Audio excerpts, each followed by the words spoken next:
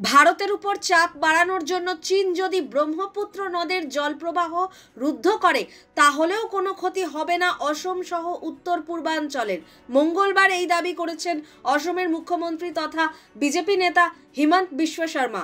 সমাজ মাধ্যমে একটি পোস্টে তিনি লিখেছেন, ব্রহ্মপুত্রের জলপ্রবাহ একটি মাত্র উৎস দ্বারা নিয়ন্ত্রিত নয়। ওই নদের মোট জলপ্রবাহের বড়জোর 30 থেকে 35% চীনের অবদান। পেহেলগাঁও হত্যাকাণ্ডের প্রতিক্রিয়ায় পাকিস্তানের সঙ্গে সিন্ধু জল বন্টন চুক্তি স্থগিত রেখেছে ভারত।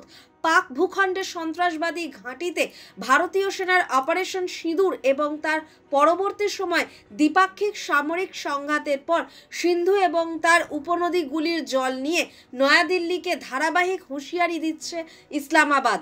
অপারেশন সিঁদুর পর্বে প্রকাশ্যে ইসলামাবাদের পাশে দাঁড়িয়েছিল চীন।